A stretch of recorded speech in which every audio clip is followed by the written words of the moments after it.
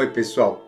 Com certeza muitos de vocês já devem ter visto as imagens que circulam na internet a respeito daquele monge que teria se mumificado em vida e que teria passado já dos 100 e tantos anos.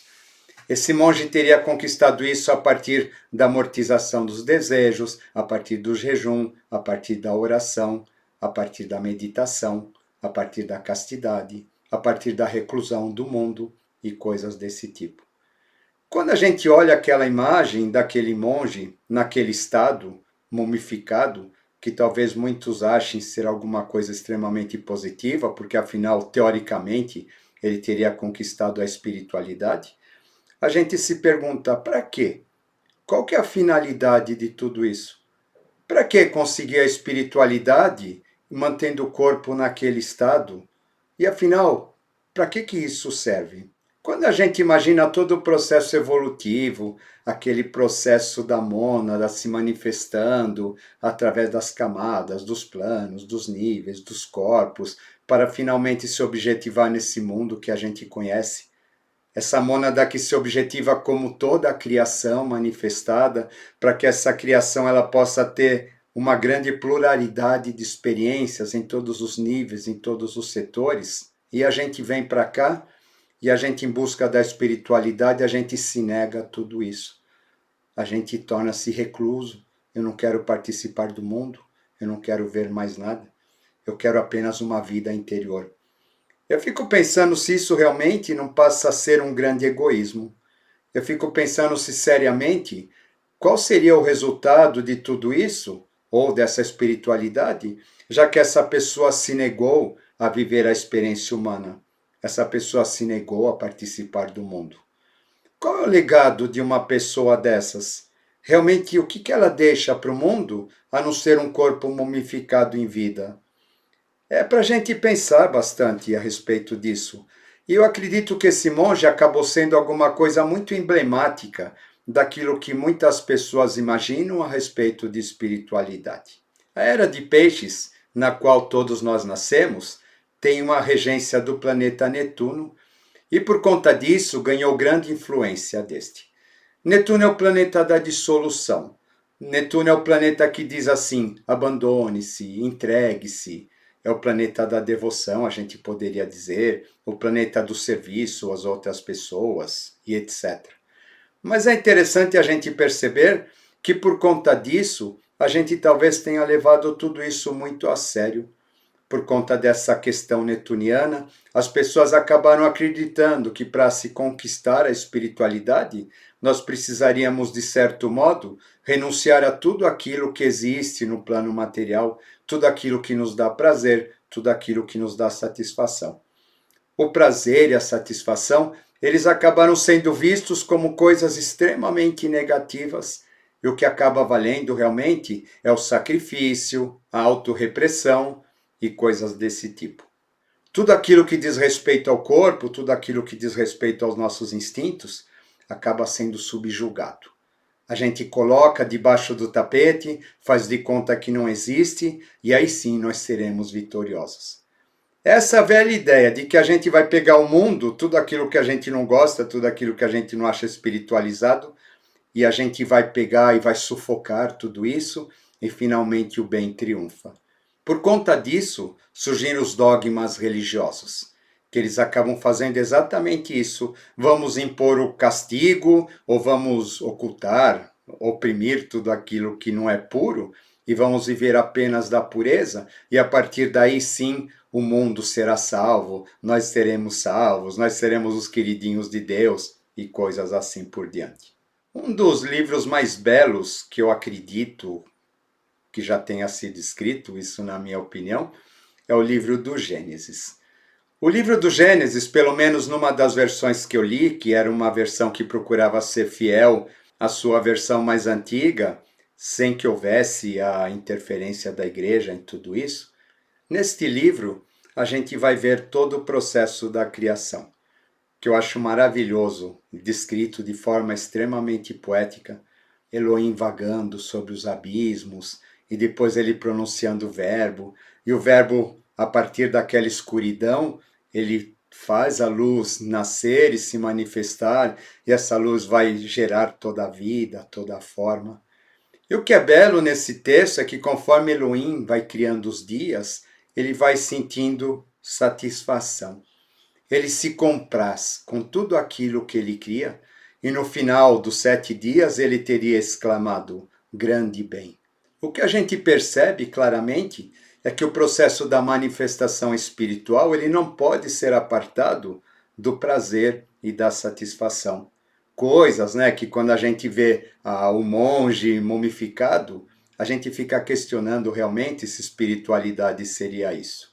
Quando a gente pensa no processo da manifestação, a partir do momento em que Elohim disse faça-se a luz, passou a existir luz e a sombra, e todo esse processo acaba gerando uma polaridade a qual tudo aquilo que está manifestado está sujeito. E se a gente for pensar, toda a natureza ela vai surgir, ela vai se manifestar a partir do atrito dessas duas polaridades. Quando a gente fala em termos de sexo, na verdade nós estamos falando em duas polaridades constantemente em atrito para que elas possam gerar a vida, para que elas possam gerar a consciência, para que elas possam gerar novas formas.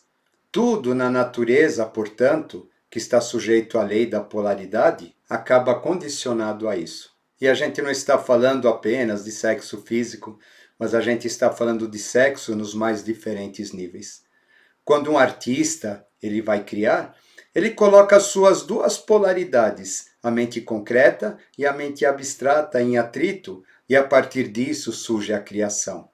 E na verdade a criação acaba sendo o conflito entre aquilo que eu desejo e aquilo que é possível ser realizado. E como que eu vou colocar tudo isso em atividade para criar alguma coisa nova, para que eu possa me superar, para que eu possa transpor meus próprios limites, para que através da minha criação eu tenha condições de atingir alguma coisa inesperada, alguma coisa nova talvez, e sentir que eu subi um pequeno degrau. E o fruto de tudo isso acaba sendo obra de arte, acaba sendo aquilo que o homem realiza. Isso nos diversos planos, a gente pode dizer tanto no plano científico, no plano artístico e até mesmo no plano espiritual. A gente percebe que sem o atrito, nada acontece. A partir do momento que eu me recuso ao atrito, a partir do momento em que eu me recuso ao confronto com a materialidade, dificilmente eu vou conseguir alguma coisa que me comunique ou que me leve em contato com a espiritualidade. Nas questões sexuais a gente vê muita coisa interessante.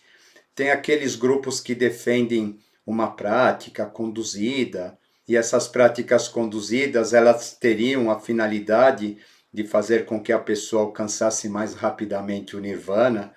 Tem aqueles outros que defendem que tudo isso deve ser reprimido. O que acaba acontecendo de fato é que no decorrer de todo o meu caminho, onde eu venho apalpando as escuras, tentando descobrir o que é tudo isso, o que é espiritualidade, eu acabei percebendo claramente que as pessoas adeptas a essas práticas, em nenhum dos momentos, acabaram se transformando em seres iluminados. Em compensação, acabei vendo sim muitas pessoas desequilibradas, muitas pessoas fanáticas por conta de tudo isso. Essa nossa recusa de participar do mundo objetivo para conquistar a espiritualidade, conforme muita gente imagina, a gente percebe que acaba sendo uma espécie de recusa em fazer parte deste plano. É interessante quando a gente vê todas as quedas que a gente estuda durante o processo de desenvolvimento, aquela questão da torre, dos circuitos neurais, a gente percebe que todas as vezes que o homem ele quer encontrar um atalho, ele acaba provocando a sua própria queda. Por quê, né? Porque afinal, qual que é a finalidade de tudo isso? Ele está buscando atingir alguma coisa para quê? Para dizer que conseguiu? Para conseguir seguidores? Para citar receitas de bolo?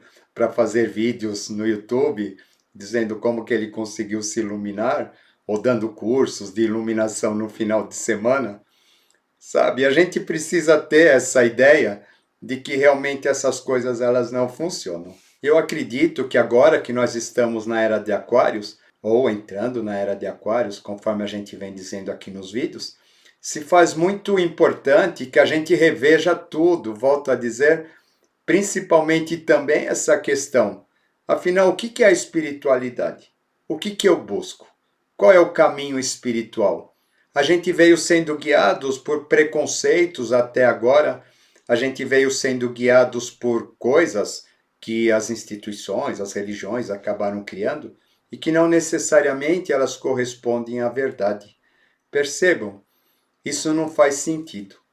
Essa questão do sexo, essa questão do prazer, essa questão do atrito, ela está presente em tudo, como eu já disse, nos mais diversos níveis, e é alguma coisa que a gente precisa compreender que faz parte de tudo aquilo que está manifestado. Existe um pensamento muito interessante do Jiddu Krishnamurti, quando num de seus livros, um daqueles livros de perguntas e respostas, alguém lhe pergunta: o que você acha do sexo? E ele responde: sexo é apenas sexo. Agora, aquilo que você pensa a respeito dele, aí sim está o problema. Vocês percebem? A gente precisa se libertar de uma série de preconceitos. A gente cria com a parte de baixo, a gente cria com a parte de cima. Existem graduações de criação, mas ninguém escapa disso. E é interessante que a gente perceba que o equilíbrio entre as duas partes é fundamental. O equilíbrio é fundamental em tudo. O Buda já dizia, o caminho do meio, e a gente precisa entender isso. A gente não pode imaginar que a gente vai sufocar os nossos instintos, os nossos desejos, as nossas vontades, e que através disso a gente vai conquistar a espiritualidade. A gente não pode se exigir aquilo que a gente não pode.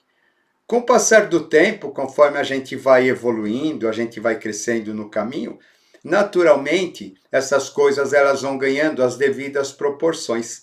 Mas, porém, no decorrer das nossas idades, das nossas etapas da vida, elas acabam, na verdade, nos levando num momento mais para um lado e num momento mais para o outro. Isso é fundamental. É fundamental que a gente viva as polaridades. É fundamental que a gente não sinta medo disso.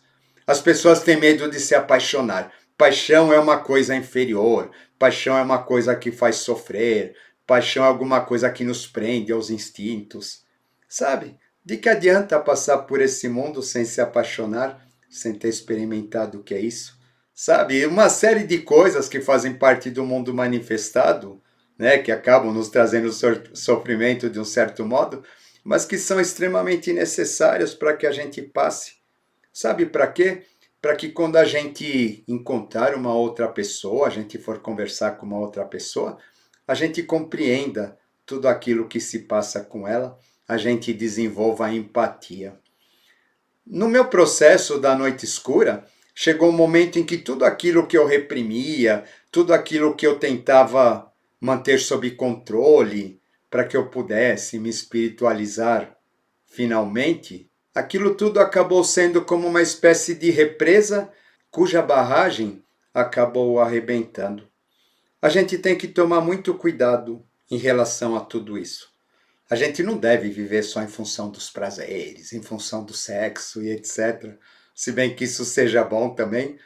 Mas a gente também não deve viver em função de sacrificar tudo isso, porque isso tudo é impuro, tudo isso é baixaria. e eu almejo alguma coisa mais elevada para mim, né? Como eu já disse, isso daí acaba sendo renúncia, a gente viver as experiências que a matéria nos impõe, e afinal toda a finalidade do processo criativo é fazer com que exatamente a gente viva tudo isso intensamente, e a partir dessa vivência, sim, a gente possa acumular experiências para a nossa mônada. É fundamental a gente passar pela vida e a gente viver os sentimentos, a gente viver tudo aquilo que a gente tem vontade.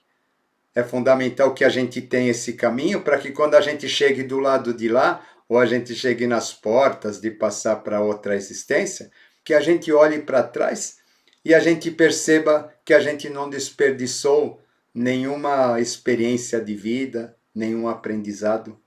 Tudo aquilo que nos é apresentado deve ser visto como uma grande oportunidade de aprendizado.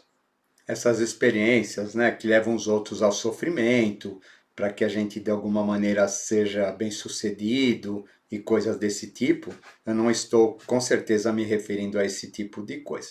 Mas estou me referindo principalmente a essas questões que a gente está levantando, relacionadas ao prazer, relacionada a tudo aquilo que a vida nos propicia e que muitas vezes, por conta de um caminho espiritual equivocado, a gente acaba renunciando.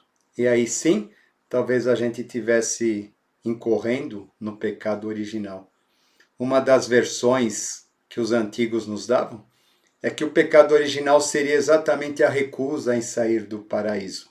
Se recusando a sair daquele paraíso que a nossa mente cria, a gente quer ficar nos planos místicos elevados, em detrimento do mundo, em detrimento da vida.